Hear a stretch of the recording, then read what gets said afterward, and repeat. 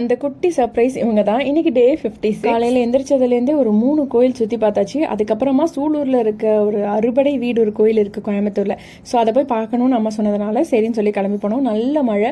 So போகிற வழியில் ட்ரிப்ளஸ் இருக்குது. அம்மா சாப்பிட்டதில்லை, ஸோ ட்ரை பண்ணி பார்க்கலான்னு கூட்டிகிட்டு போனோம். அங்கேயுமே ஓப்பன் பார்க்கிங் ஃபுல்லாக நனைஞ்சாச்சு.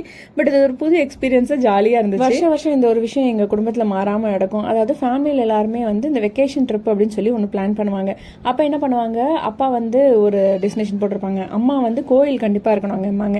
நானும் என் தங்கச்சியும் வந்து அங்கே அருவி இருக்கணுமோ இல்லை மலை ஏறி போகணும், நல்லா சில்லுன்னு இருக்கணும் எல்லாம் சொல்லுவோம். கடைசியில் எங்கள் அப்பா அப்படி இப்படின்னு சுற்றி வளைச்சி ஒன்று திருப்பதி, அப்படி இல்லை நீங்கள் மலை இல்லாமல் கடல் கேட்டிங்கன்னா திருச்செந்தூர், இதை தவிர வேற எங்கேயுமே கூட்டிகிட்டு போக மாட்டாங்க. Okay, back to video. அதாவது இன்னைக்கு காலையில் கோயிலெல்லாம் சுற்றி பார்த்துட்டு அதுக்கப்புறம் சாப்பிட்டுட்டு சூலூரில் இருக்க டிமார்ட் போயிருந்தேன். ஏன்னா நம்ம என்ன பொருள் வாங்கி வச்சிருந்தாலும் எங்கள் அம்மா வந்து என்ன சொல்லுவாங்கன்னா, இது இல்லை அது இல்லை, நீ சரியாக மெயின் பண்ணவே இல்லை வீடு அப்படிலாம் சொல்லிட்டு இருப்பாங்க. ஸோ அதனால நானும் என் தங்கச்சி ஒரு 2 மணி நேரம் கழிச்சு அம்மா வந்துடுவாங்க, நம்மலாம் போகலாம் அப்படின்னு சொல்லிட்டு அந்த பக்கம் போய் பாப்கார்ன் வாங்கி அவங்க சாப்பிட்ருந்தாங்க. நம்ம டயட்டில் இருக்கிறதால அதெல்லாம் பார்த்துட்டு இருந்தோம்னு வச்சுக்கோங்களேன். ஒரு வழியாக 1 இல்லை 2 இல்லை 3 மணி நேரம் கழிச்சு மொத்த ஷாப்பிங்கை முடிச்சுட்டு கிளம்பிட்டாங்க. ரொம்ப சந்தோஷம் அப்படின்னு. அதுக்கப்புறம் இன்னொரு கோயிலுக்கு வர போனாங்க. போதும் லிஸ்ட் ரொம்ப பெருசாக போய்கிட்டு இருக்கு அப்படின்னு மனசில் மட்டும் தான் நினைக்க முடியும். ஓப்பனாக எங்கள் அம்மாட்ட சொன்னால் எங்கள் அம்மா அடிச்சிருவாங்க. சரி என்ன பண்ணுறது அப்படின்னு சொல்லிட்டு அவங்க கூட்டிகிட்டு போன இடத்துக்குலாம் போயிட்டு அதுக்கப்புறம் அவங்க பட்டை போட்டு விட்டாங்க. அதையும் நல்லா வாங்கி போட்டுக்கிட்டு கிளம்பி வந்துடலாம் அப்படின்னு பார்த்தா அங்கே 2 குட்டிகள் வந்து ஆட்டம் போட்டுக்கிட்டு இருந்துச்சு.